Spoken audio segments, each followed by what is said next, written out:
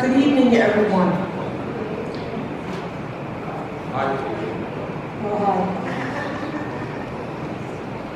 My name is Felicia Murray, and I am a New Milford Borough resident. We thank everyone for coming this evening.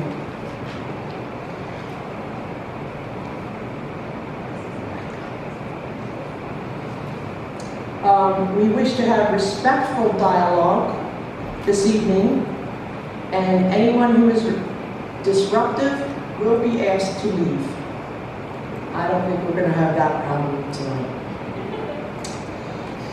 This forum is to share information, questions, and answers to the best of our ability.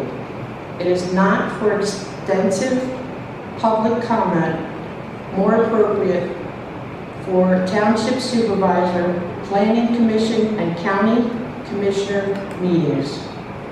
Tonight's event was described by the Scranton Times as an anti-incinerator group. We define our community as pro-family, pro-clean air, and family-friendly industry. If this incinerator will risk public health, we are against it. We all volunteer, and we are all in the same boat. The best thing we can do is to keep our families and communities safe and healthy. And yes, that means stopping the for-profit industrial waste incinerator planned for New Milford by the shell company Tyler Corners. What we do know about the shell company Tyler Corners LLC and their incinerator plans is that Jack Ireland and Tom Donato are part of it, and that an LLC, a limited liability company, is a non-corporate business whose owners actively participate in the organization's management and are protected against any personal liability for the organization debts and obligations. So Tyler Corners has been set up to hide the investors' names from us and to make them harder to sue moving forward. We know that County Solicitor Michael G. Greco is the one who invited County Commissioner Alan Hall and Planning Commissioner Director Robert Templeton to meet with Tyler Corners, Tom Donato, Realtor Benedict Diaz, and others on April 8th, 2016, to tour the incinerator site. Why did Mr. Jan Greco not invite New Milford Township supervisors to be on this tour in their municipality? It's a good question. I think a lot of us know that answer. We know from Tyler Corners' website that they secured the New Milford Township property as of June 29th, 2016. What we are doing as a community is protect our air quality and public health proactively before any incinerator is built. We are circulating petitions for township supervisors, the County Planning Commission, and the County Commissioners, asking them to take specific measures within their jurisdiction to protect air quality and public health. People are putting up lawn signs opposing the incinerator. People are calling municipal, state, and federal officials. Folks are attending municipal and county meetings. Their efforts are underway to get EPA to monitor for particulate emissions in New Milford Township. And a community health project based out of Southwest PA is interested in doing baseline air quality monitoring around the intended incinerator site. Some residents are exploring citizen science technology to start generating baseline air quality data now. It will take the community to work together to stop this incinerator. It is important we stay informed, stick to the facts, and stay involved. We have two guest speakers tonight, Mr. Elliot Ross, Herrick Township Supervisor, President of Council of Governments, and Mr. Hugh Coombs, Halsted resident and former President of Rescue, a group that had 3,000 county members that successfully stopped landfills from coming into the county in the 70s, and ironically stopped a municipal incinerator from being built on the exact same site as Tyler Corners. Please hold your questions until after both speakers speak, and Julianne Skinner will help us open the forum for questions. If you want to write questions down and so you keep them in mind to ask the speakers, that's very helpful that we can do that. And now I will introduce our speaker, Mr. Elliot Ross, President of Council of Government.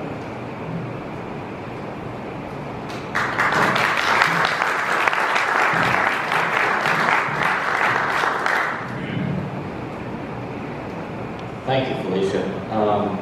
Felicia covered a number of points that I wanted to make this evening in her remarks, but I think it's important that we all recognize the fact that there is a proposal before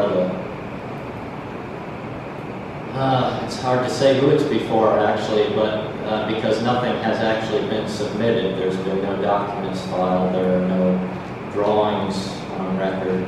All we know is that a piece of property has been purchased. They have a website. I would encourage everyone to go on their website. It's tylercorners.com. They have a brief outline of what they intend for the property. Towards the end of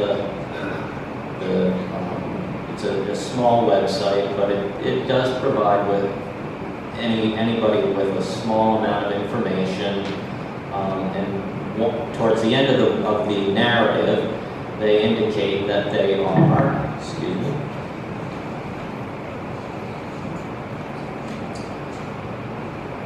the company is evaluating the possibility of an industrial waste incinerator facility as part of the park. Potential siting of this facility will require Tyler Corners to provide voluminous amounts of substantiated information to various local, regional, county, state, federal organizations in order to potentially obtain the numerous permits required to facilitate this endeavor. In addition, they would have to provide documentation that outlines the process by which the company will provide ongoing adherences to the various regulatory bodies. Tyler Corners is committed to incorporating the most innovative technology and best practices available should this potential project move forward. I don't think, speaking for myself, I can speak for a number of people who I've already inquired from. I don't think there's a whole lot of objection to a industrial park. I mean, the interchange at Gibson is not necessarily a bad place to site industry. It's a place where they have easy access to the interstate. The transportation network would be almost ideal. From what I'm told, the interstate exit ramp is due to get a $31 million facelift in the next several years, I think beginning in 2017. But I think for the most part, anybody who lives in this area would not necessarily find an industrial park to be a considerable detriment to the area. It would provide jobs, it would provide, and what they call in their presentation, family-friendly jobs, or jobs that would, keep families from having to children moving away to find something else. So I don't believe that personally I'm against an industrial park. I would be against one on my property. However, it's not my property. So, but I do think what I am against is somebody burning trash, hazardous waste, whatever they plan to, they haven't, as I said, there have been no proposals made or documents filed, but they do talk about an industrial waste incinerator, so you can read into that whatever you might like to. And my assumption is that whatever they burn, and regardless of what technologies they employ, there is always some element of, number one, human error, there's always some item of neglect, there's always some item of malfeasance. I'm not saying that anybody is planning on that, I'm just saying that those things occur. And I think that what comes out of that stack, something that I'm personally concerned with. I live 10 miles from here. My family has been in Susquehanna County since Susquehanna County existed, and prior to that they were in Luzerne County, which is what Susquehanna County was before it became Susquehanna County. The property that I own, as I said, it's 10 miles from here. I kind of like to pass that on to my daughter, and I'd like her to have an opportunity to live a healthy life. I feel I have had that opportunity, and I think it's only fair that she has that as well. My biggest concern is that many of these emissions are not necessarily monitored or quantified in any manner in which I know what I'm breathing. I feel that in my experience as a township supervisor, and I have no real problems with DEP personally, but I do feel that DEP is an organization that has on occasion a political agenda. People are appointed by elected officials to serve in positions in the organization, and I think on occasion I've felt that some things that they should have been looking after, they didn't. Some things that they have put a lot of attention into, felt were not necessary. I would like to think that any of the problems that I foresee, they might have a handle on, but I'm a little reluctant to give them that credit based on my personal history with that organization. So, personally, I see the Tyler Corners Group as an entity which is reluctant to show their face, and yet in their website, they specifically note that Tyler Corners remains committed to continued open dialogue with the community and residents, and we will post to the website more information about the project as it becomes available. When they talk about an open dialogue, I think that, to me, that kind of infers that I'm talking to somebody who I've seen and met face to face. These people, as I said, I don't believe they really want us to know who they are. As a matter of fact, there's another proposed incinerator that has been temporarily, permits have been withdrawn. It's the Bristol, Pennsylvania incinerator, Bristol Township in Pennsylvania, down along the Delaware River. I don't know this for a fact, but it was brought to my attention by somebody who's not here tonight, so I can't ask them where they saw this information. But the exact same corporate address for the Bristol incinerator is the same address for the Tyler Corners incinerator, the Tyler Corners Group. Now, they have been fighting the Bristol Township organization in that area. There's an organized opposition to the incinerator, and they've been able to, through the location, they're close to the Delaware River, and they've been able to convince New Jersey to oppose it. New Jersey, and because they're within a specific distance to the site, has some jurisdiction over where they, over whether or not they will receive the permit. So currently the permit application has been withdrawn, but it does appear that they intend to resubmit it after they come back with additional information which New Jersey or other parties require or recommended they provide. So the one thing that I will note, though, that the Bristol organization mentioned, they did say that incineration, in spite of regulations and air quality measures, still emit toxins and fine particulate matter into the air.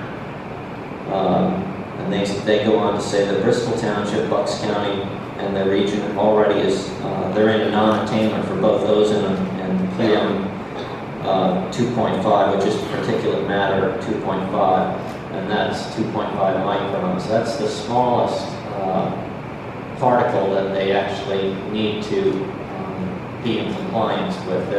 Anything smaller than that is considered too bad.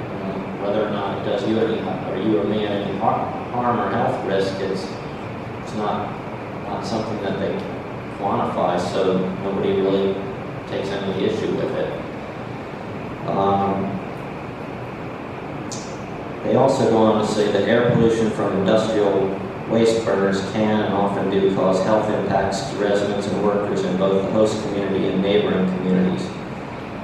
Air pollution is a particular threat to vulnerable populations such as persons with pre-existing diseases like asthma or emphysema, as well as the very young or the very old. And I think that that last statement is particularly relevant in our area because we do have a population that tends to be either very old or very young. A lot of the intermediate members of the age subsets tend to move away, find employment, and then either return later in life or don't return at all. But my feeling is that this is something that most of us will not see any benefit from, and yet most of us will have a potential ill effect as a result of its existence. So what can we do? Well, I'll read a few things that I figured was important to share with you. And as Felicia mentioned, there are a number of petitions that are going around. I think it's important that if you feel a commitment to fighting this proposal, that you sign your name on a piece of paper, put your name down, where you're from, how you can be contacted. I think it's also important to stay informed. Go on the website, find out what's happening, if any changes have been made. There are opportunities in the works to, certain opportunities already exist, and that you may find information on Facebook, of which I know what it is. I've never done it. I'm not on it, so I can't really comment on it. But I do know a lot of people who do it, and they say, we read about this on Facebook, we're concerned. So you can find out on Facebook. But what strikes me as particularly crucial to an effort to fight this is to make everybody informed. Make them aware of what's happening. As I mentioned, live 10 miles from here. To me, that's pretty close. There's a lot of people in my community who I just spoke to somebody yesterday. She works in Scranton. She actually works for a judge in Scranton. She had no idea what I was talking about. You know, I found it particularly disheartening that a lot of educated people who I know don't know anything about this. So if they don't know about it, how are we gonna muster up a significant community effort to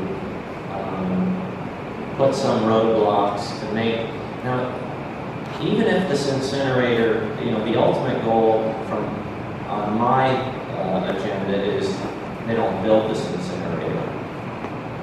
But if that's not to be, if the incinerator does ultimately get built, what I'd like to hope is that our efforts at least make a lot of changes that make the emissions more tolerable to the health and safety and well-being of the people who live in this community and who live downwind of this community. So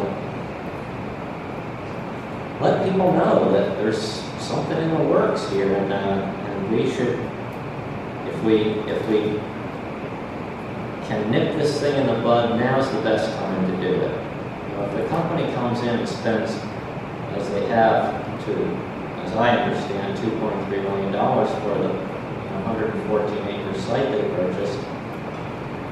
As I said, I'm not against them putting an industrial park there, but I am against an incinerator. And if they spend a lot of time and money and efforts to document, to fill out the necessary paperwork and provide all this voluminous material that they claim they need to do, and which I don't disagree, I think they probably do.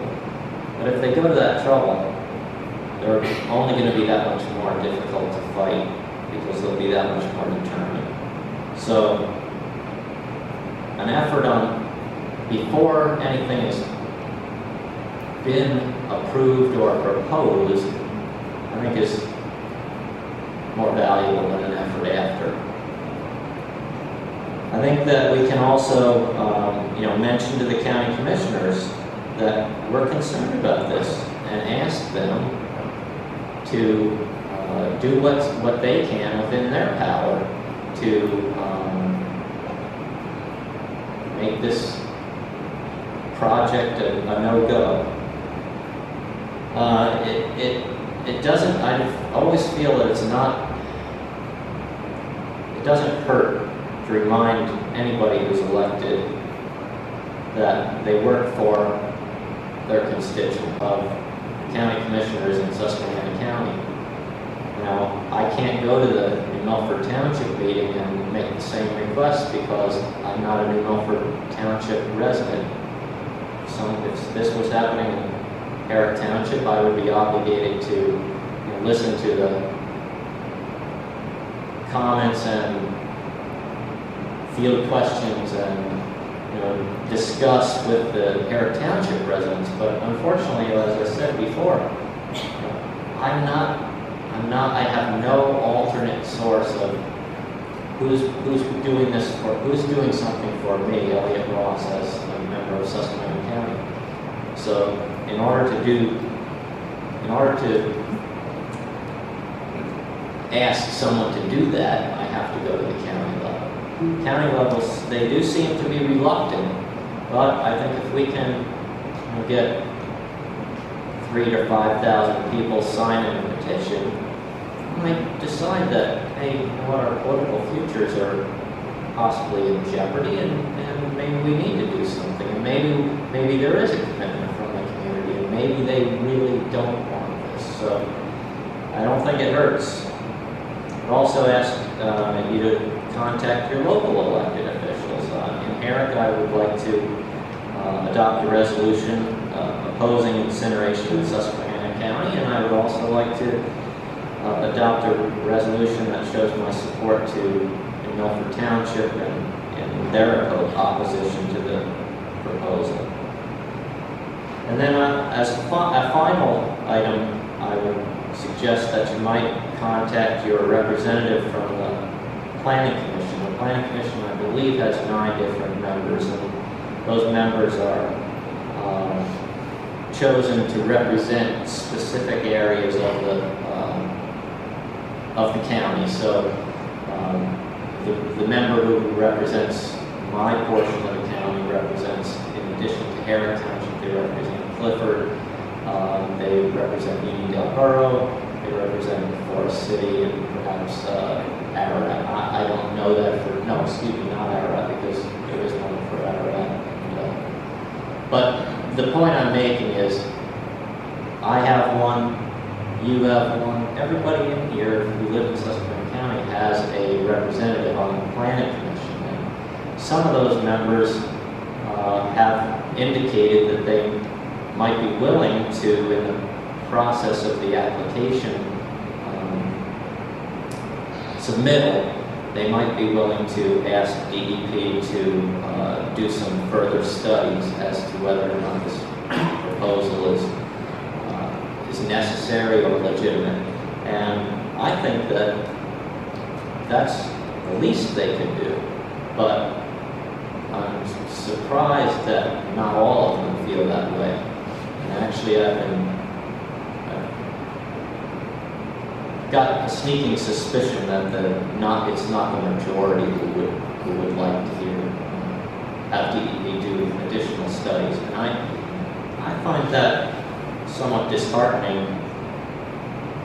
These are people on a planning commission. You would think that they would be interested in having some further information. So, at any rate, those are some items that I think you as citizens who might be opposed to this could follow. As for the united effort to stop the proposed incinerator, there are numerous small groups and numerous agendas floating around the community. A group of us got together a week ago tomorrow in Gibson and discussed the possibility of creating an executive committee. The purpose of which would be to more or less coordinate the efforts so that there would be no duplication of the proposals, of the game plans that are going around. There obviously, petition signing is a big thing for any effort. But I do think that a lot of us feel a little bit overwhelmed at times, in particular when you open your email and you have 45 messages, all of which are somewhat similar. As an example, I tried to open my email 2 days ago and there were 15.3 megabytes of info that I had to wait 10 minutes because I have a pretty slow computer and I'm not so sure that my internet provider is really giving me the speed that I'm paying for. But at any rate, it's somewhat of an inconvenience to sit there and wait and wait and wait, and when it finally does come up, it's a lot of stuff that's either a duplicate or it makes me a little upset, and I'm somebody who is very opposed to this. So people who are only slightly opposed to it, I can see where that would turn them off, and they might actually suddenly be in favor of incineration. So the point I'm trying to make is that I think that as a community, we can work to fight this proposal on many fronts. And some people are good at speaking. Obviously, I'm not one of them. But some people are good at pounding the pavement. Some people are good at doing detective work. There's a lot of talent in our area. And there's a lot of people who have expressed willingness to do what they can to hopefully make these people decide that an incinerator in Susquehanna County is not something that we want. So, we plan to meet again tomorrow to formally create the executive committee, create the mission statement, and basically create an action plan. And our goal is to educate the public on the issue and seek any and every recourse we can to fight this proposal. And that's pretty much all I have to say, but I do think that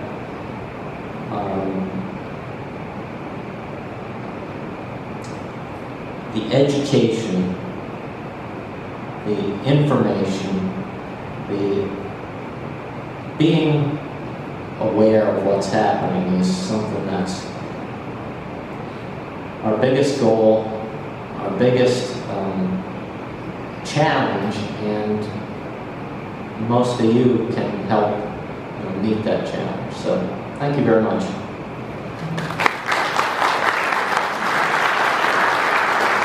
Religious groups, certain ethnic groups, certain political affiliations.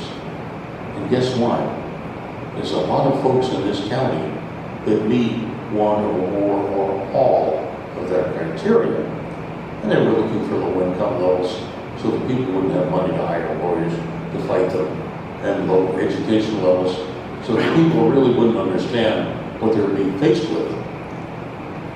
Well, what they have encountered on here with Tyler's Corners group and the 13 other major builders that years ago rescued, kicked out or kept out, was you.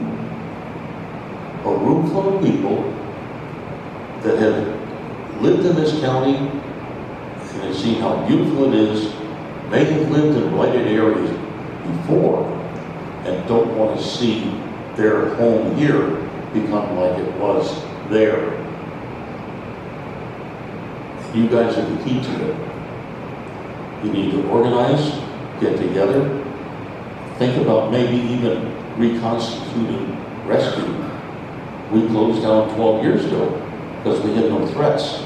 We had such a bad reputation in the waste industry that nobody dared to come here. They wouldn't bother because they know that they were going to spend a lot of money and get their butt kicked anyway, and they wouldn't get the results that they wanted. So this is what you guys have got to do. There's a lot of highly dedicated folks in this room right now, but you're duplicating efforts and sometimes doing things that are going to be less fruitful and less effective. You need to organize, get together, get some lawyers that will help you. We had lawyers years back that donated $250,000 worth of their legal time to rescue's activities. And that's one of the reasons why we beat Lincock, we beat Kleinmar. There was another place over in Little Meadows where a dumper wanted to come in and open up a municipal waste dump in what had been an old stone quarry, and rescue managed to acquire the mineral rights to that old stone quarry, even though we didn't have the land title. We kept them out of there for another 10 years. You need to get together and organize and do things. Now, anybody want to hear technical details about the possible incinerator and how they work? Any takers? Okay. They bring in hazardous waste, all kinds of stuff, including things that contain dioxins and the family of chemicals known as furans, all of which are highly toxic. And they're supposed to burn these at a high temperature to destroy them. Okay, some of them get oxidized and they form different, less harmful compounds. But a lot of it is just vaporized and then goes into a second chamber where they run it real hot, like about 2,400 degrees Fahrenheit. And that's supposed to break everything down into just random molecules of various whatever. What they don't tell you is that as that combination of hot gases starts up the stack and begins to cool, there is a recombination that begins to occur where these molecules bump into each other. And they start to form not only the original toxic wastes that they originally were, they also form a bunch of random stuff they don't even know about. Now they say, okay, we will scrub our stack emissions. And you may have seen the statement that nothing comes out of the stack but steam. That's bullpucky. There's more that comes out of that stack than just steam. There are nanoparticles of heavy metals, lead, mercury, copper, cadmium, that aren't destroyed. They're atoms. They're not molecules, compounds of different things. That's as far down as they go. And they become so small that you can't see them except with the use of an electron microscope. Not too many of us have those in our living room. So we can't spot them. They'll pass through a HEPA filter that picks out bacteria and viruses so easily it's like the filter doesn't even exist. So now they've scrubbed as much as they can. And what comes out of the stack is some steam with certain amounts of the chemicals. Not all of it comes out. Some gets dissolved in the water and falls down to the bottom. Now you've got X number of gallons of water in the bottom of that stack. There's a hazardous waste. And they've got to handle that somehow. Well, what's their solution? Oh, they want to sequester it underground, or they want to treat it and release it to nature. No, don't even give them a chance to let any of this happen. Don't even give them a chance to lay down brick one. Fight it, beat them. Don't even let their application get approved. Because once they start, it's so much harder to stop them. If you cut them off before they get anything much done at all, it's a whole lot easier and better for the community. Consider getting yourself together, organize. Don't be 16 different people that are highly educated, intelligent, and really want to stop this thing, but are running in 16 different directions at once. Get together so you can focus on certain things, have certain people assigned to do certain jobs, and you'll find that the whole process will be faster and easier. Thank you very much. We will be open for questions.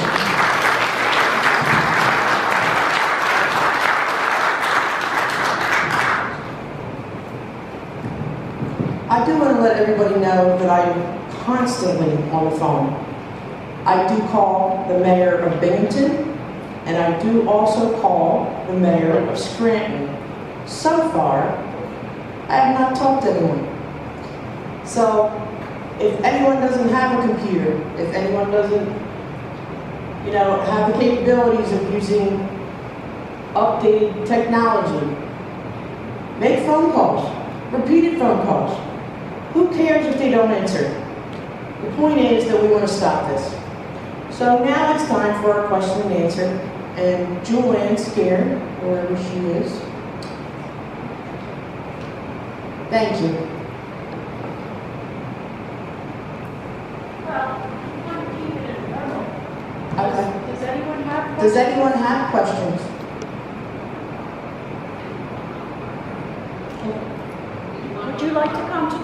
rephrase your question? Nancy? I was asking from There here. you go. Elliot, I wanted to know what kind of assistance and pressure perhaps could COG provide in this effort, since COG is made up of a number of different municipalities. Actually, the Council of Governments is 23 municipalities from Susquehanna County. There are a total of 40. 23 are members. I can speak pretty much for Herrick Township. Although I'm the president of the COG, I almost am a little reluctant to allow, and I probably should have made this point earlier, but I don't speak for, I speak for the organization at our meeting, but I pretty much speak for Herrick Township when I am out. And I speak for myself, but I can't represent any of the other 22 municipalities because it's an organization that everyone who joins, every member municipality has an opportunity to participate in any of the activities that we become involved with. They may participate or they may not. It's completely voluntary. The organization was actually originally founded around the, I believe, correct me if I'm wrong, Greg, but I think we had a particular interest in sharing knowledge, how we all operated within our own respective municipalities. And even to this day, I still find that as one of the principal functions that we are able to provide. In particular, I'm always astounded by the fact that any problem that anybody has had, Bridgewater Township has already had. And all I have to do is ask Chuck Mead, what did you guys do when this happened? And Chuck is a pretty darn sharp individual, and they always seem to find a way to solve the problems that Bridgewater Township confronts.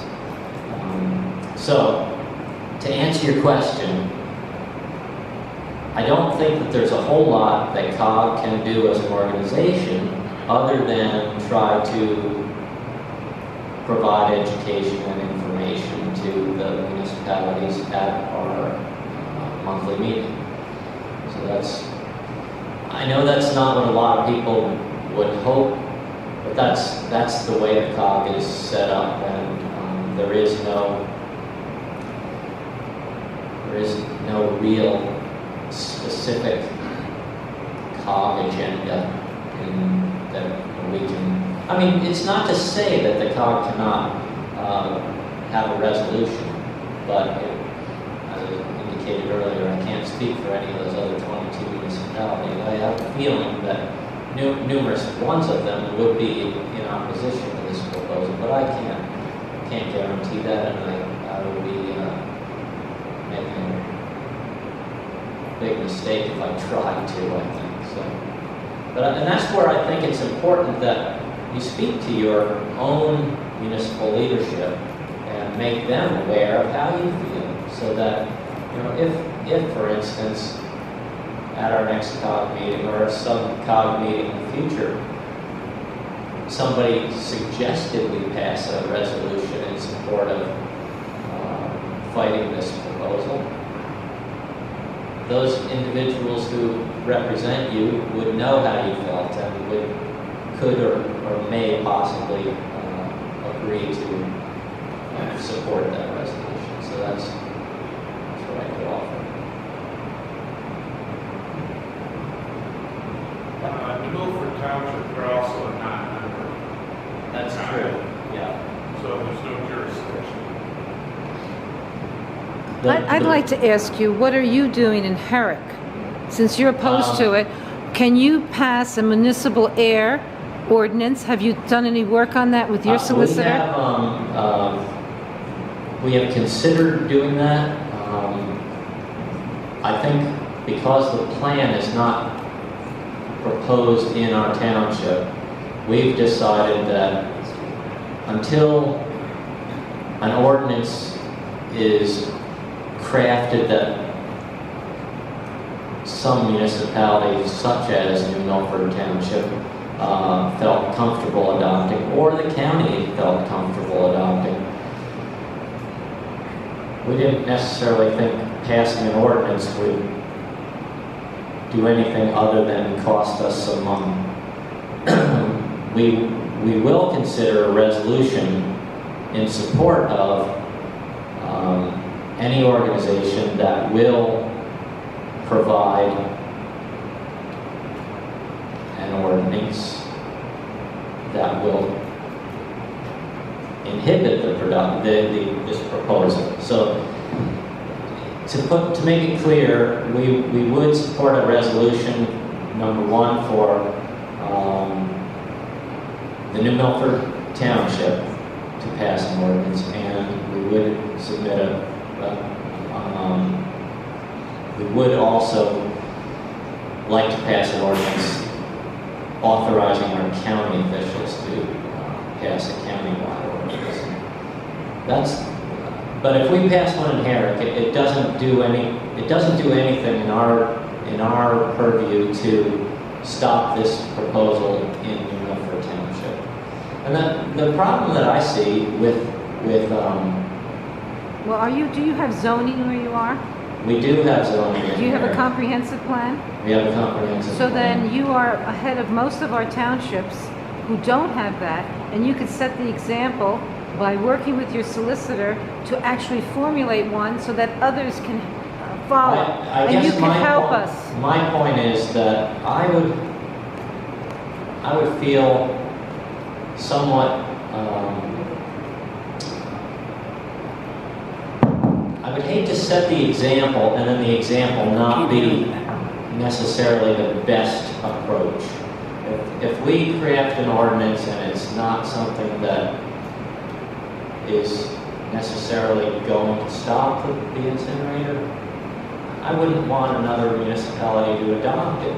I would prefer that they craft the ordinance that they feel will stop it.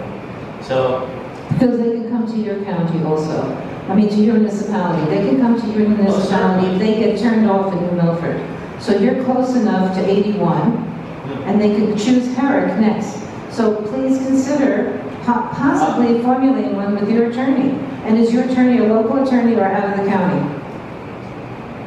our attorney just resigned or retired. So we do have a municipal solicitor at present. She's still in the same office, but And where is that office? Is it in the county or out of the county? no, it's in Forest City. Forest It's in the City? county. It's in the county.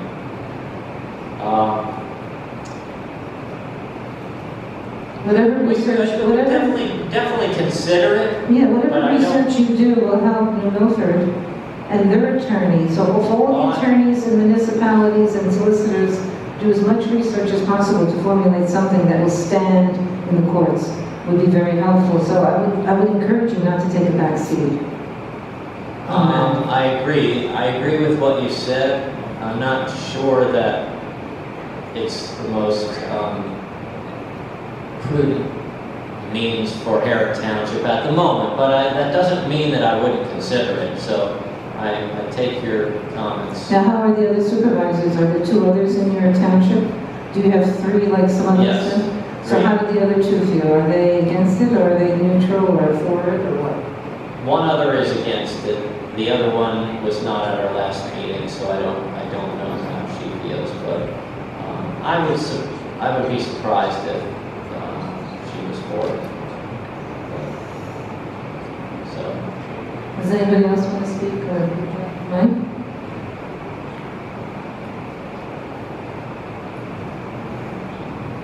Hi, I'm Carol Costick from Gibson. I have two questions.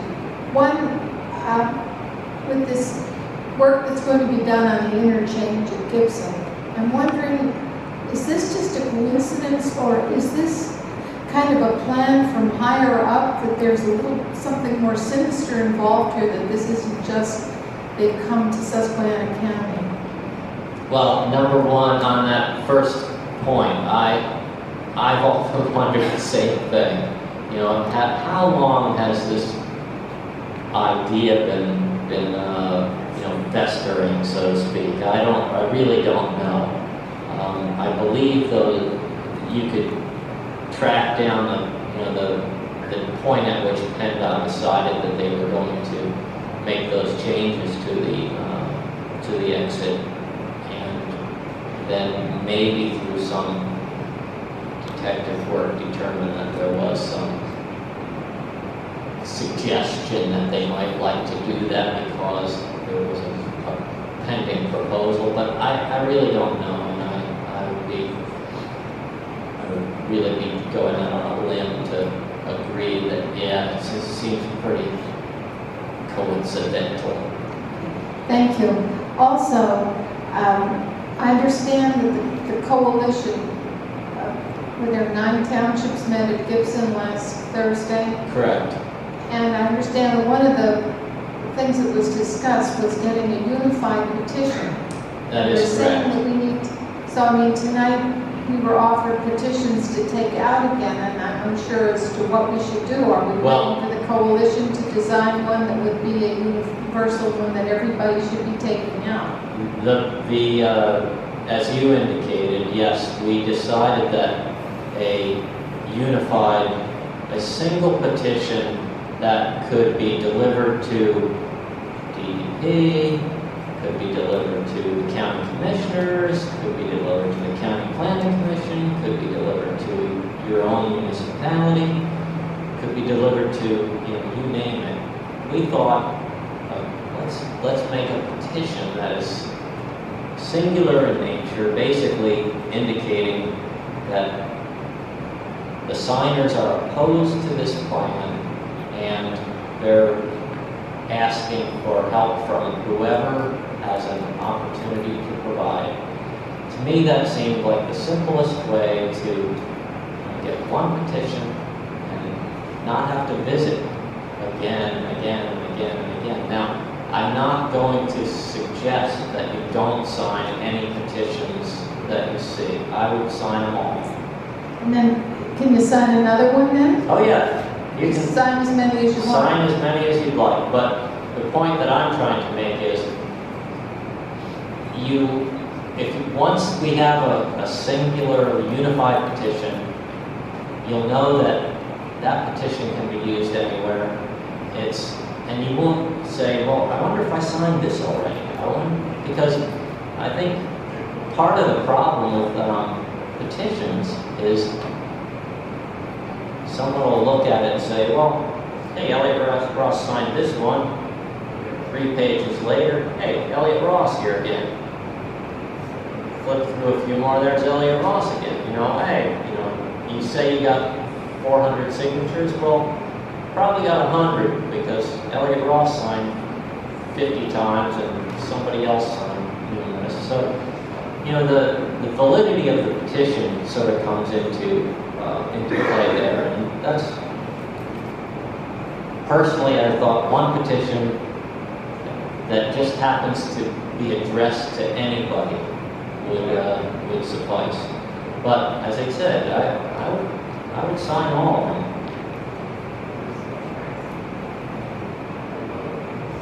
Maybe Hugh can answer this. Yes. I guess back when you had rescue, was property purchased beforehand, before you were able to get them out? The landfills and the projects that Rescue bought was land purchased before you. Oh, yes. In fact, Lincott was an operating landfill when Waste Management bought them from their former owners that were about to go under. And Waste Management at that time had a pretty clever scheme going. they would buy a failing landfill, and they would, especially one that had problems, and they would do a cosmetic cleanup and start operating again, and then they would want to expand it. And if there was resistance, they say, well, sorry, but we can't keep going the way we are. We'll just bankrupt this particular company, and you guys can clean it up. So, yeah, they're pretty sneaky. But, yeah, and in fact, 2 of the landfills that we fought were in operation for several years before we got in there. They purchased the property, and when they have put out over $2 million just for the property alone, what can anybody conceivably do with ordinances or whatever to stop them? Can they, is there anything Well, that they can do if they decide they don't want to do it? It's only in contract. They have not closed on the deal. I asked today at the county commissioners meeting, it's only in contract. They have not closed. They haven't closed yet. That's what you're saying. You're Right. saying that the deal is That's not what you said. finalized yet. You Right. said That was my biggest concern. It's like, But I the asked point them is this that morning. they can, even if they purchase the property, they can still develop an industrial park. And again, as I indicated before, I don't think that they would meet the considerable amount of resistance that they're meeting. yeah, this property has not been bought yet. I think there's only been a very nebulous offer tender, and we don't really have any hard facts yet as to how much money's been offered for this property. But I can guarantee you that if they do spend $2 million on it, they're going to be tougher to dislodge and discourage than if they come in here and they found that the waters they're testing are really boiling hot and they don't want to stick their toes in it. At that point, they can just take their money and walk. They have no other incentive. So it's better to cut them off at the pass. Hi, Bill Wellman from Great Bend. I was wondering if there is any fee that the county would receive per load to the incinerator? And what would be the estimate to the benefit to the county of those monies? Well, the benefits to the county and the township, it's typical for the developers of these projects to really offer great blandishments to the municipality and the county. Oh, we'll give you $1 million a year. We'll put up a school for you. We'll do all kinds of great things. But if you do get that money, you better not spend a penny of it, or you're going to need all of that and more when it comes time for the cleanup. Because they have a history of bankrupting that company and the principal walk. And in this case, we don't even know who they are. We have one guy that's identified, and the other 3, yeah, it's rumored that, etc. So they just leave it. Then the federal government comes in and they go, but it still costs the municipality and the county a whole lot for the cleanup, plus the damage they suffer in the meantime. Well, I was asking, like a county landfill down in Lackawanna County or wherever, they receive a fee for every load that comes in. I don't want to speculate on anything. They receive a fee, that's what I'm asking.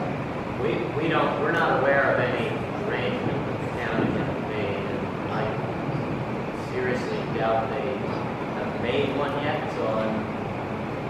but that doesn't mean that they might not. That may be a talking point later on. We have one question over here on the other side. This gentleman is next. Waiting. Okay. I'm Larry Gary. Many of you don't know me. I used to do the writing for the Susquehanna paper for the commissioners' meetings. So I used to go to the meetings all the time and write for the Susquehanna Transcript. In answer to Exit 219, I work with Sandra Majors. A lot of you people don't know that, but I work with her on exit 219. Why? Because it was very detrimental to the truck drivers. There were deaths at that exit, etc., etc. And so I tried for years to get that exit to be made. In fact, the design happens to be my design that supposedly is coming up. So it was supposed to be done in 2016. They said they didn't have the funds. They kept postponing and postponing.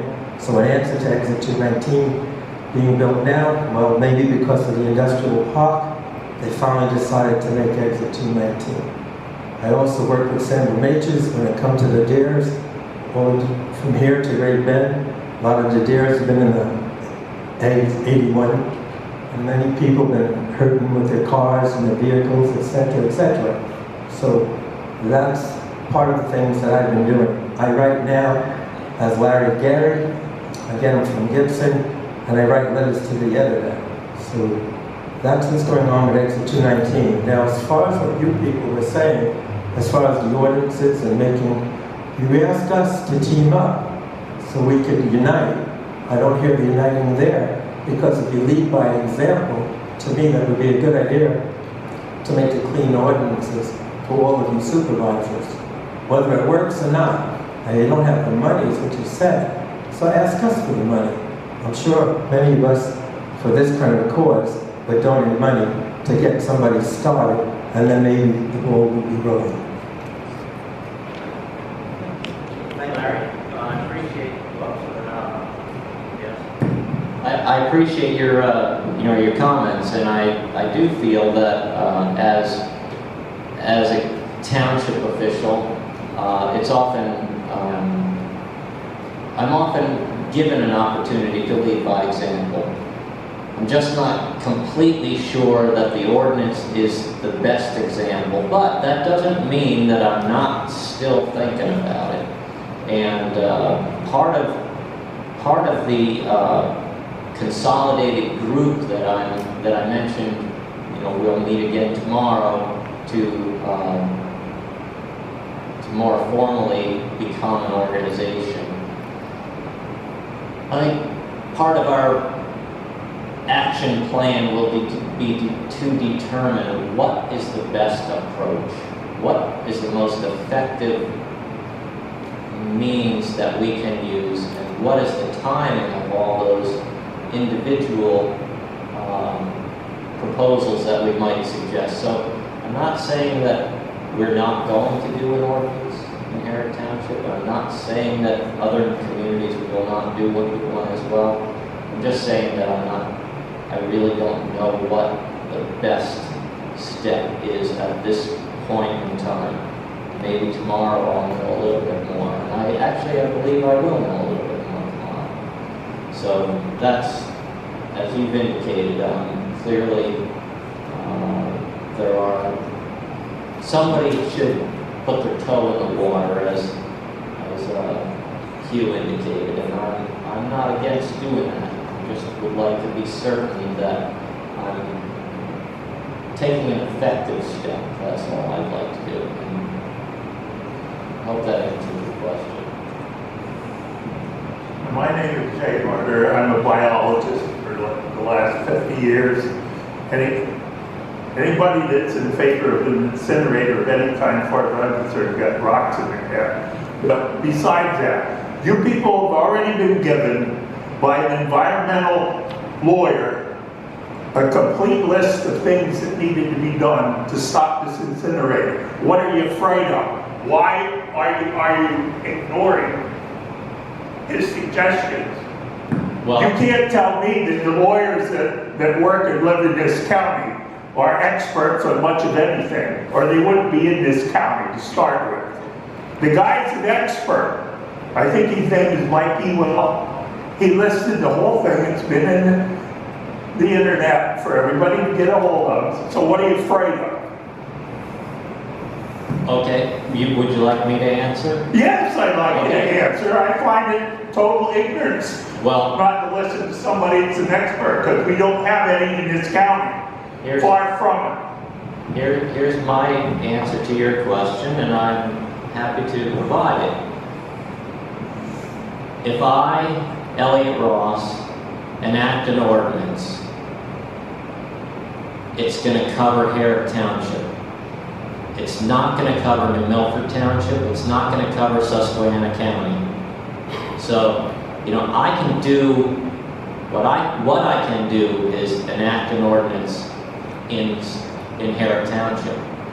It will have no bearing on this proposal. If someone here is from Gibson Township, Well, wait a minute, why wouldn't it? If you're only 10 miles away, whatever goes up from an incinerator is going to affect you whether you like it or not. you're right. And that was specifically my point when Mike Ewald spoke here and when Mike Ewald spoke at the New Milford Township meeting. And I made a specific effort to ask him on both occasions if I enact an ordinance because I'm being affected by the proposal, do I have any leg to stand on? And he said no. You have to have the jurisdiction where you have to represent the jurisdiction where that incinerator is being sited. So the only people that have any jurisdiction over that proposal are New Milford Township or Susquehanna County. So the people who run New Milford Township can enact an ordinance, and they will have some bearing on this proposal. If the commissioners in Susquehanna County adopt an ordinance, they will have some jurisdiction and some say over this proposal. Doing an ordinance in Herrick Township, even though I feel the air will be compromised, has no bearing on it. An ordinance in New Milford Borough, no bearing. An ordinance in Clifford, no bearing. That's exactly what Mike Ewald told us. So, I would be the first one to be hopping on the ordinance bandwagon if I had any opportunity to affect this proposal. But I don't.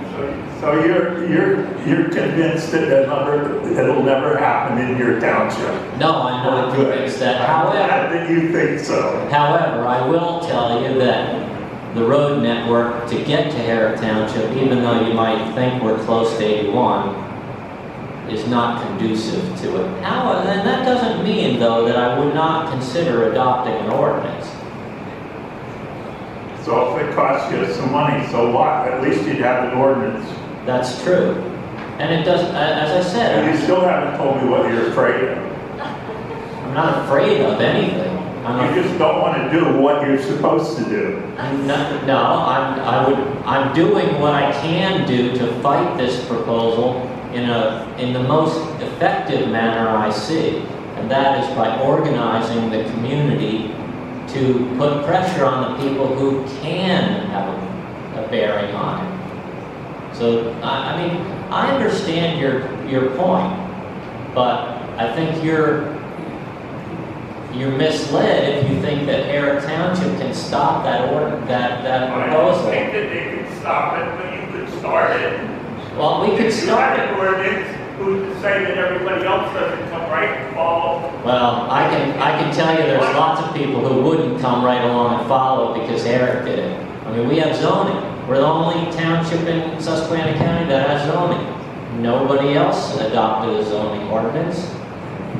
So, I understand your point, and I feel as frustrated as you because I feel that the people who represent me are the same people who represent you, and those are the county commissioners, and they don't want anything to do with it. So I think we need to convince them that they need to do something. That's my answer. I don't know if it's satisfactory or not, but that's the way. Those are the thoughts that are going through my mind, and that's why, as I indicated earlier, we'll be meeting again tomorrow to formalize a more cohesive unit that's in opposition to this whole proposal. Then again, I'm not here to attack you. I didn't want fracking but everybody around me had fracking. So guess what? With my small little 4 or 5 acres of land, I finally gave in to fracking. If all of you get together and you all make your clean airs, the one that won't have it, let's say, is New Milford. But if they violate the clean air, you would all have a right to sue them because all of you together would be polluted, right? So this is, to me... That's not how it works. You asked Mike Ewald. I said, my air will be affected. He said it doesn't matter. It does not matter. You have no right to sue anybody, despite the fact that your air is polluted. So, you know, well, then we're going to hire out people. So you could say to, we don't have, you could say to other congressmen or whoever's that you're being polluted and the rest of these are being polluted. We need to do something with Susquehanna County because we're all being polluted, and then you have something to go by. okay.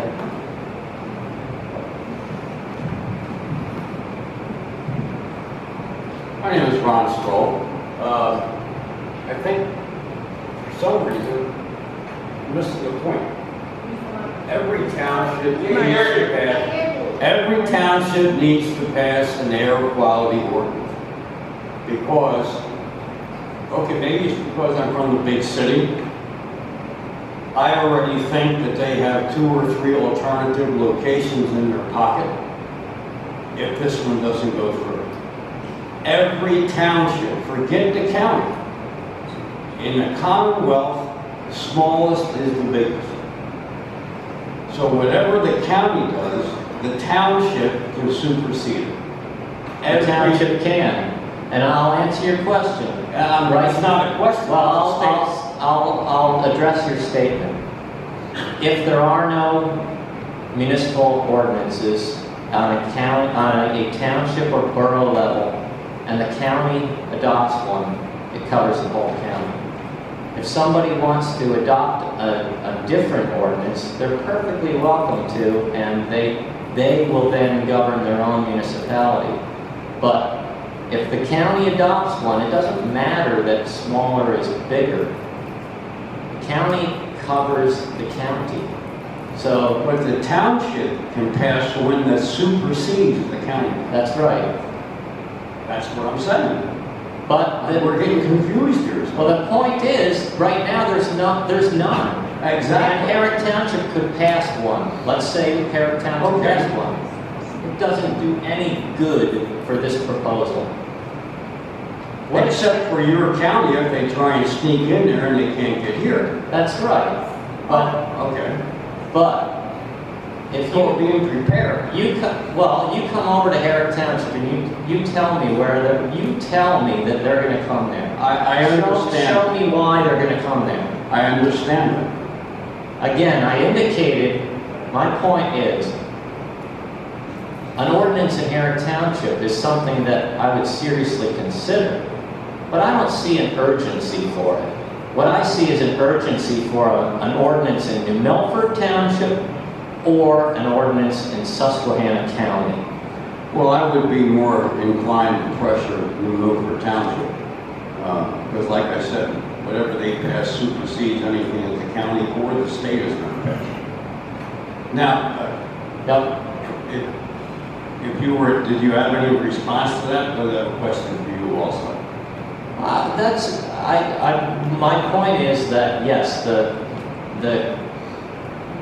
township or the smaller the township or the borough would supersede the county. But regardless, somebody, either Milford Township or Susquehanna County, needs to, they're the only 2 entities that have any bearing on this proposal that is down the road. Understood. Okay. Understood. Absolutely understood. Okay, what was your question then? I was a statement, like I said before. I understood that. You said you had a question. I had a question for you. When rescue was active, you obviously had an organizational template that you went by. that something that is printable, that could be used to loosely follow, organize what we're trying to do here? Oh, yes. Yeah, rescue was incorporated, and I don't know at all how to go about reinstating or reviving or resurrecting a dead corporation. But No, I mean, if you had an organizational infrastructure, would you have that in print? That you could print out, that we could follow to try and emulate our organization after that? I don't know if any of that was ever kept by anybody, but I will be looking for it. Basically, it was very much like any other corporation. You had a board of directors, and then president, vice president, etc., treasurer, and so on. And we followed all of the legal guidelines and rules for running it. And we ended up, we had actually 6 chapters of rescue, all of which incorporated on their own. And we had 3,000 members in this little county. And that was back before we had 40,000 population. But we had multiple threats going at the same time. So yes, I would really welcome the idea if people in this room would resurrect rescue. And you can become very effective. Thank you. One thing. You asked about Lackawanna County, you're talking about the Taylor landfill. I don't know if Lackawanna County itself gets any money, but the previous owner of that property gets $1 a ton.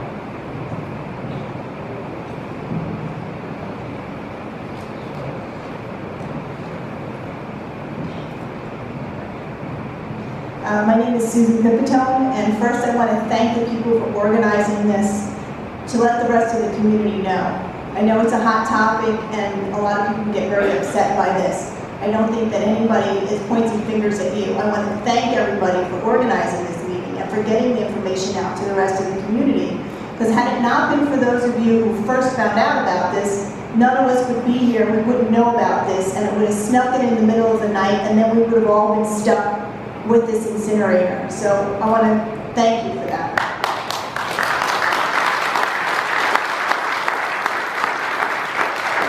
Next, I have been, as soon as my husband and I and my son found out about this, we have been going to all the township meetings and the commissioners meetings and the planning meetings.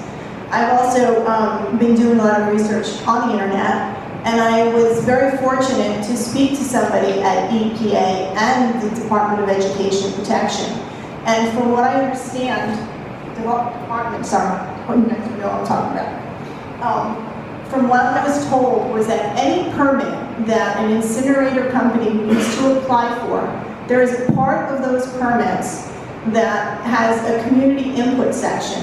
Now what normally happens is when these permits are applied for, they take a tiny little ad out in the back of a newspaper, and the communities don't know about it. So when the community has a chance to voice their opinions and voice their concerns, there are no concerns voiced, and then the permits are approved. So now that we are aware of this, you can go on the Department of Education Protection website, and you can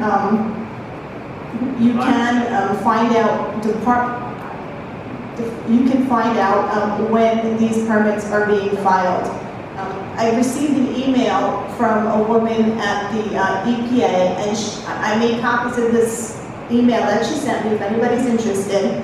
And she gave me a lot of insight, a lot of websites that we can look at to get more information. One of the important things that I think is there's a section of the page entitled Public Participation. There's a link that you can find out how can the public participate in the permitting process. I think this is the first step.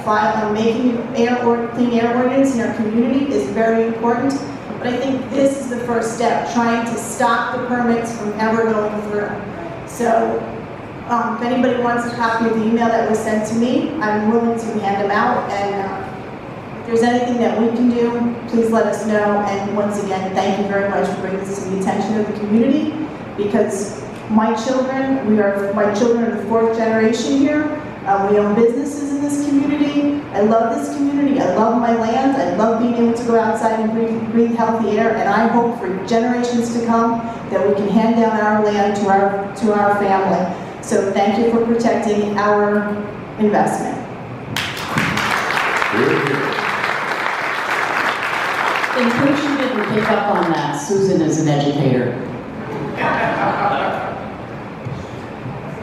My name's Bruce McNulty. My comments similar to Susan.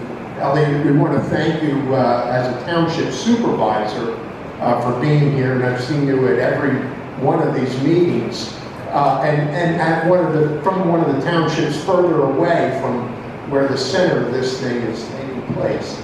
We wish more supervisors like you were here from around the county.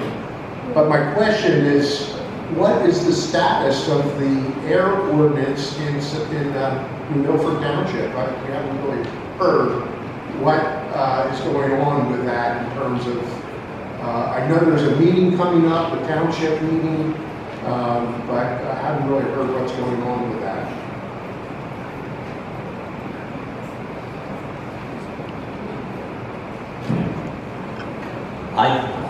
I don't know a whole lot about what's going on in New Milford Township, except that I have heard,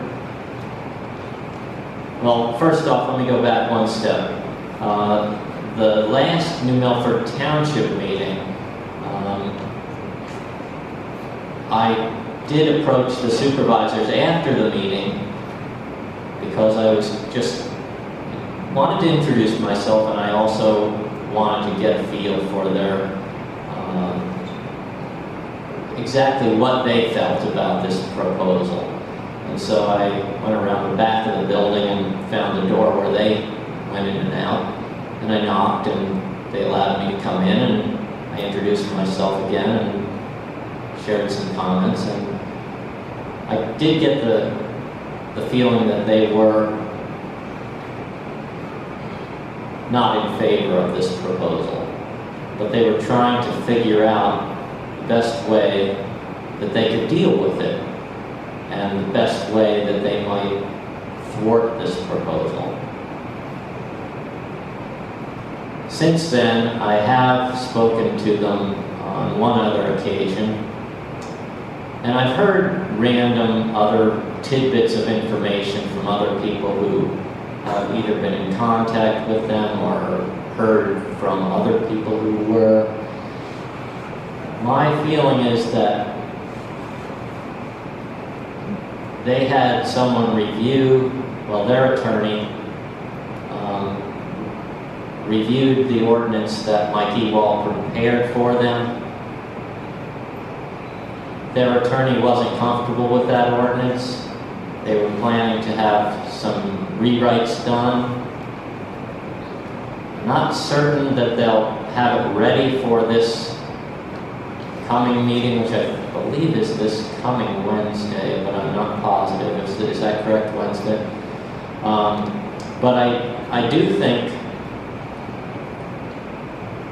that they are inclined to do something proactively. That is my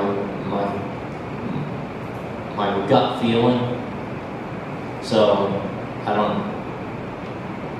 my gut feeling tells me that. I would be surprised if they didn't, but don't put any money in the bank based on my gut feeling. Is sort of what I'd like to share with you. What time is the meeting?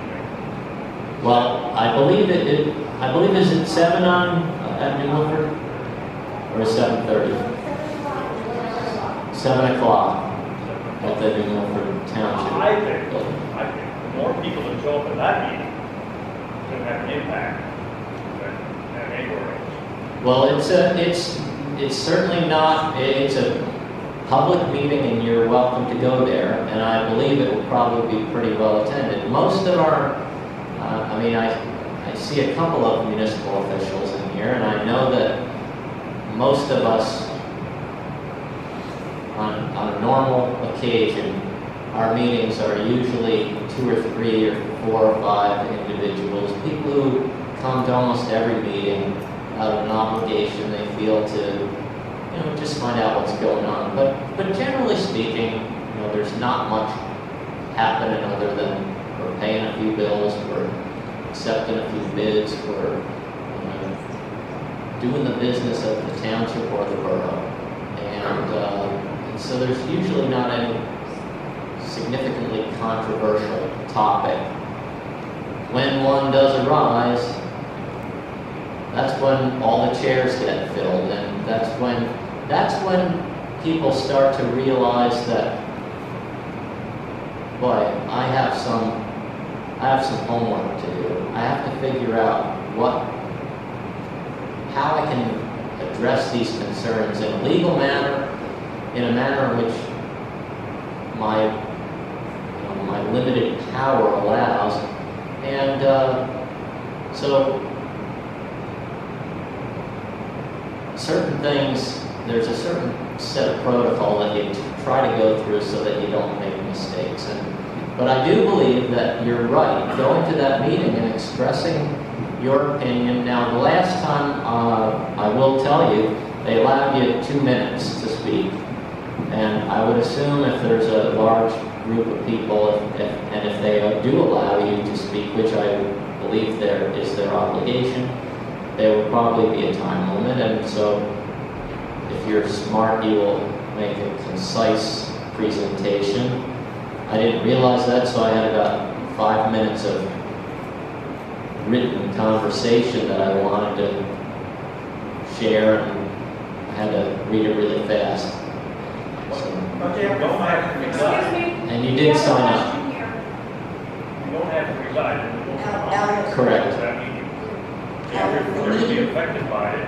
That's right. Forever in the area. Yes. That's that impression that I don't live in the local township, so it's not my concern.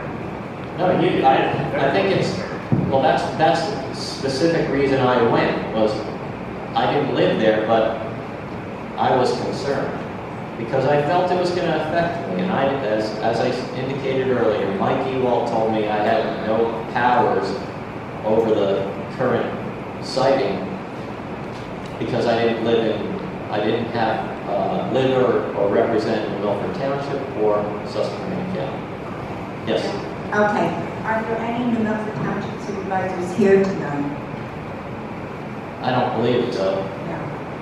And group that you're meeting with in Gibson, are there any New Milford Township supervisors involved in that group? No, there are not. There are individuals who live and reside in New Milford Township, and their job will be to influence the New Milford Township residents and to educate and inform those people in New Milford Township.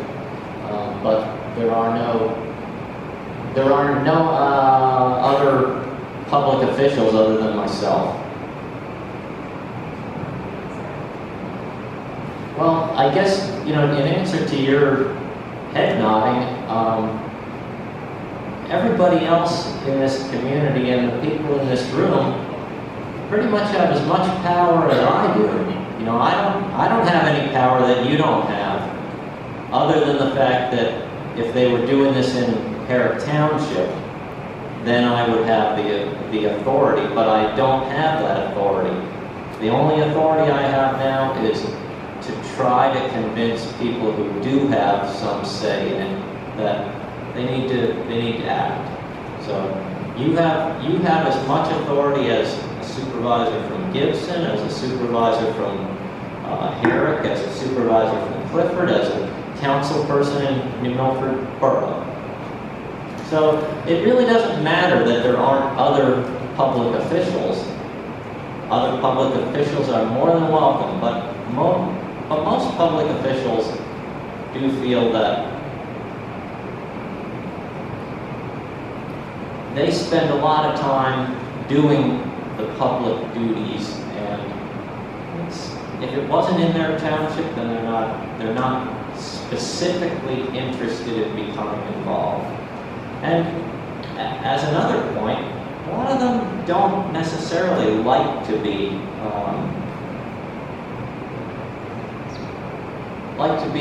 noted as agitators or somebody who's putting up a big stink. So, but if you don't like that about your municipal officials, you're welcome to run, or you're welcome to support someone who agrees with your position. And I will tell you that a lot of these people who are township supervisors and borough council people are very dedicated to their communities, and they're very active in making things better for their communities. So, I won't talk bad about any of them, because they've made a commitment to their community, and I feel they generally do a pretty good job. Thank you, Elliot.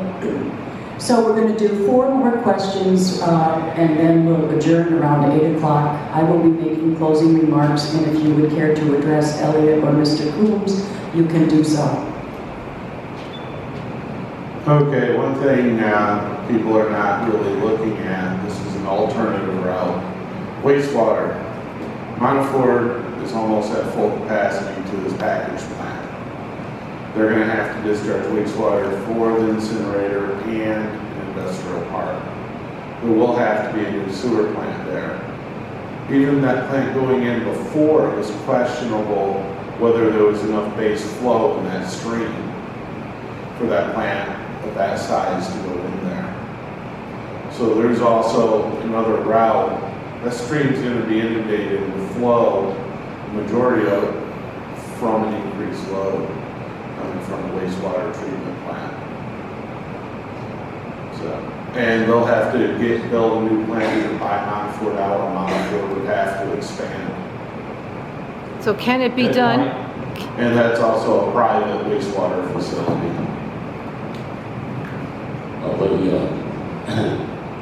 The Greener Incinerator Corporation, some 20-odd years ago, came into New Milford Township and offered to give us a 500-ton-a-day trash-burning incinerator that would take the steam generated and make electricity on it, trash to energy.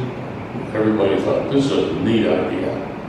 And then we got a hold of Dr. Paul Conant, and boy, did we get an education from him, and a real eye-opener. And we started asking questions at a township meeting of the representatives of Greener Incinerator. And the question came up about wastewater and feed water to this proposed incinerator that they were willing to give us.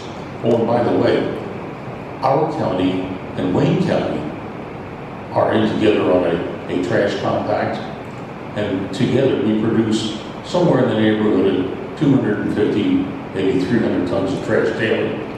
So this company would have brought in the remainder of that capacity so that it would be more economical to operate. Of course, it would make money doing that. So we asked them, how much water are you going to use? Because they talked about scrubbing stack emissions, all that stuff. Well, they were going to use 300,000 gallons of water daily. And they're going to pull it from our aquifer. They would drill wells, and it was it's supposed to be right down there near where the Tyler Corners Group wants to build their incinerator.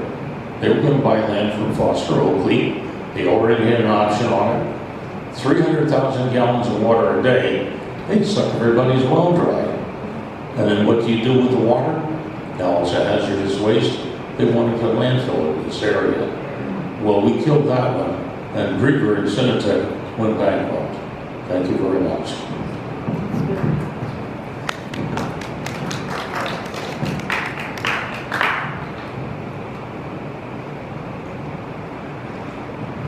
Hi, my name's Glenn Schreffler.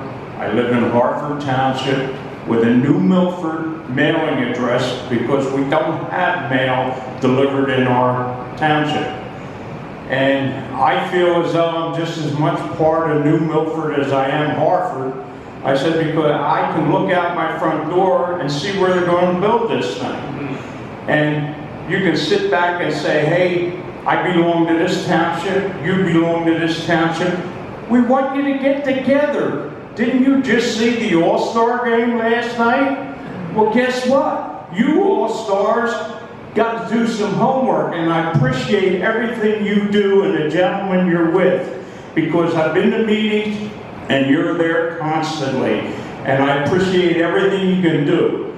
But we need to get stronger. We can't sit back and just say, you're from New Milford Township, we'll talk to you, but we don't want to talk to you from Gibson because you're further away and so forth. But guess what? We got to wake up. These people got lawyers fighting for them. What do we have? We have you as far as the township you're in. We have other people from other townships, and guess what? They know it. And we got to wake up. I don't even know if the price of the property was confirmed and it was sold. The last I heard was that there was some preliminaries that had to be checked out before it finally gets sold. If it's sold, where do we go from there? I guess, I agree with your point that the analogy you made of the All-Star game, and that's pretty much the directive that we've felt we had to follow to create an organization that was similar in nature to the rescue organization in the past.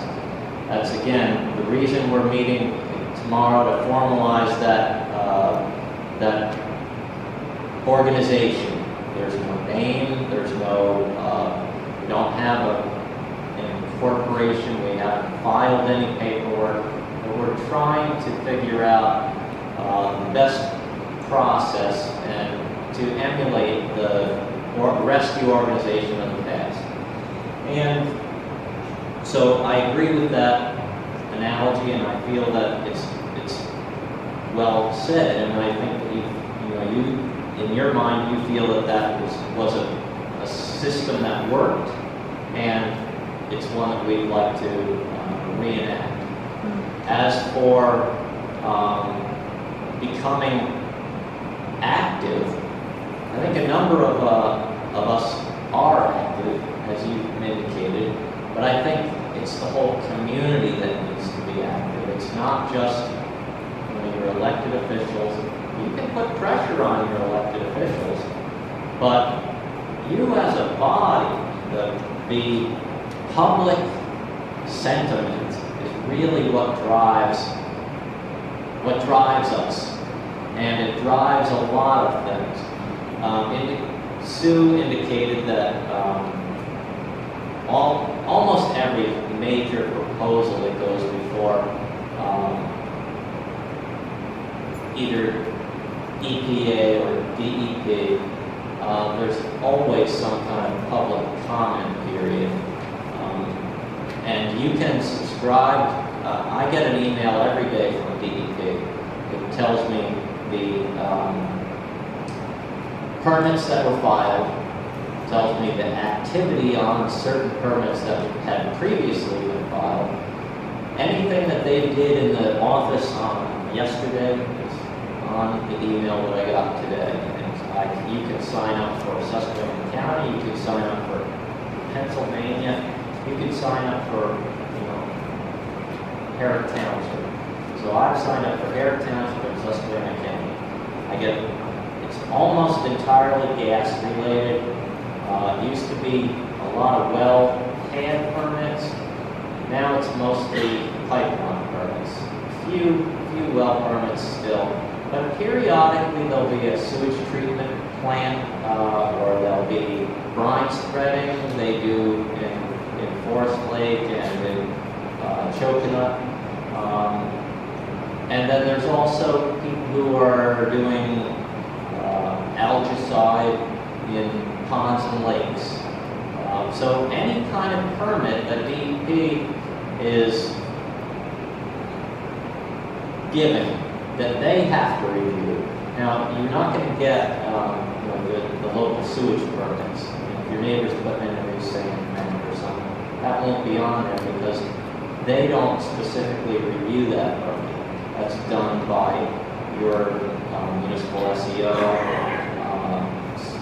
sewage enforcement officer locally, so that doesn't go to Wilkes-Barre. But if it was, say, a restaurant was opening, and they needed a sewage permit, it would be reviewed by the department, and it would be something that you would see. So when these people make an application for a permit to site an incinerator, it will clearly pop up on that daily email, and you'll be aware of the fact that they've made an application. There's always part of the process is a requirement for advertising. They have to put an ad in a paper of local public record that there is, that the people who are affected will have an opportunity to supply comments. Now, a lot of these things seem like, well, that's a good point. That's where we'll hit them. The problem is that you can provide comments in your opposition, but there may as well be other people there may similarly be people there who might speak in support of it, and the people who are proposing it are clearly in favor of it. So, then DEP has to make an assessment of, okay, are these people speaking because they're emotionally concerned, or do they have a point? Is it a problem like health-wise, or? And so that's where public comment can work for you, but it doesn't necessarily. If you happen to go and speak and get in opposition, it doesn't mean that they're going to throw it out. So you have to have specific arguments that make sense. And one thing is, look, I don't know how anybody can think that the property value is not going to be somehow or other lower.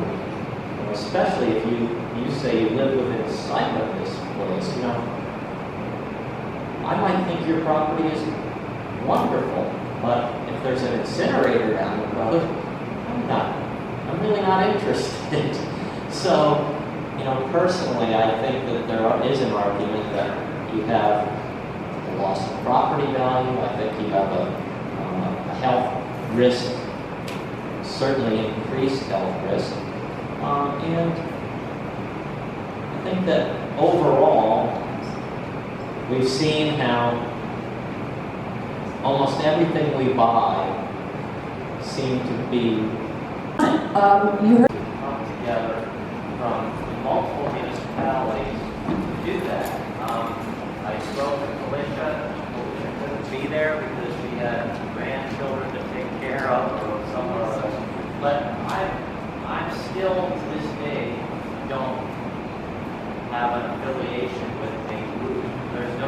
I understand that, but I'm trying to tell you that we have a 3-in-1 petition. And actually, Joe Pepitone has an online one. I don't know if he's still in here. He left. He left. But he has one online, and I know when we met last